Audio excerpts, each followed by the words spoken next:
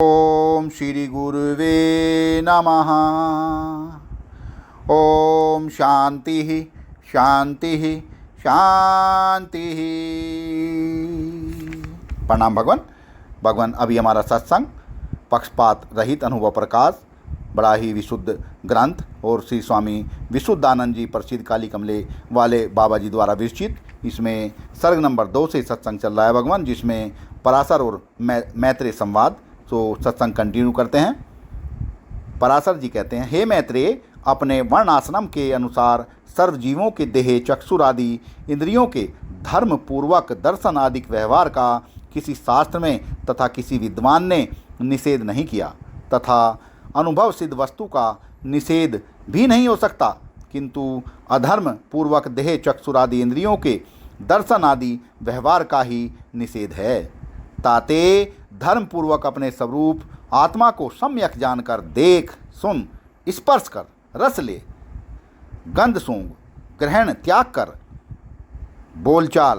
तात्पर्य यह है कि कायिक वाचिक मानसिक सर्व व्यवहार कर, आकाश की न्यायी तुझको बाधा न होगी। हे मैत्रेय, भ्रम सिद्ध जो बंध मोक्ष आदि पदार्थ हैं, सो तुझ प्रत्यक्ष आत्मा में वास्तवते हैं ही नहीं।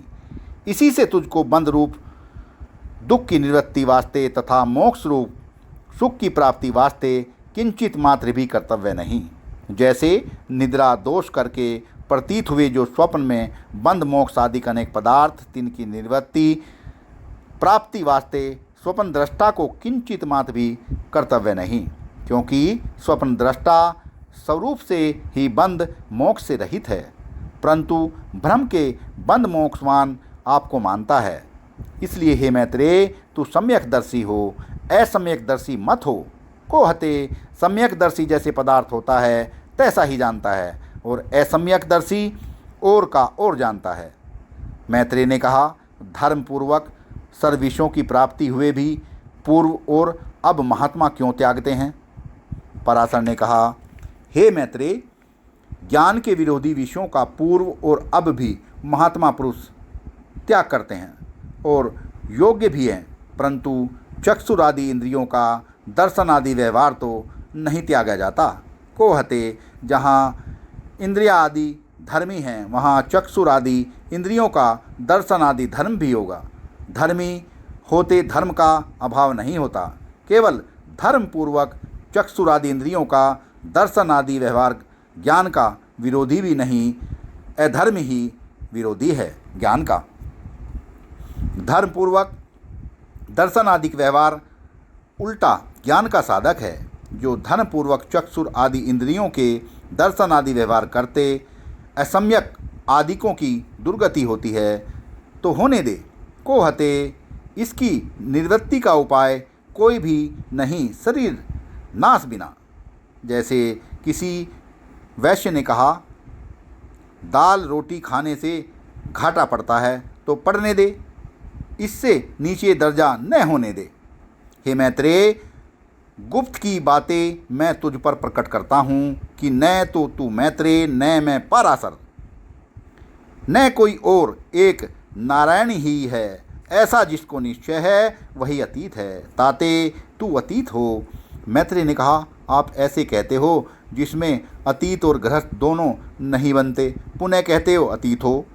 पराशर ने कहा, वही अतीत है जो आप सहित जाने कि सर्व गोविंद है। वाह भगवान वाह। आप सहित सर्व गोविंद जानना भी मन का चिंतन है।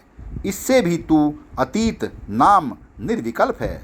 जब तूने ऐसा जाना तब अतीत ग्रस्त कहाँ है? गोविंद ही है। मैत्रेय ने कहा, जब मैं ही नहीं तो नारायण को कौन जाने कि सर्व गोविंद निर्विकल्प नारायण है, क्योंकि जानना ज्ञाता ज्ञान गे त्रिपुटी बिना होता नहीं, और स्वरूप में त्रिपुटी है ही नहीं, जानना कैसे होवे? पराशर ने कहा, जब सर्व तू ही है तो त्रिपुटी भी तू ही है। जैसे स्वप्न में ज्ञाता ज्ञान गे त्रिपुटी भानपूर्वक सर्व पदार्थों की प्रतीति होती है, परंतु स्वप्न का दृष्टा सर्व त्रिपुटी रूप निद्रा दोष कर प्रतीत होता है। वास्तवते त्रिपुटी रूप हुआ नहीं, अपने महिमा में ही स्थित है। ताते, हे मैत्रेय, जैसे स्वप्न दृश्य पदार्थों से स्वप्न दृष्टा अतीत नाम भिन्न है, तैसे ही ज्ञाता ज्ञान गे त्रिपुटी तथा इस कार्य कारण संघातते अतीत अर्थात भिन्न तू आपको साक्षी दृष्टा जान, यही अतीत होना है। जब तू अतीत न होगा काल तुझको दुख देवेगा।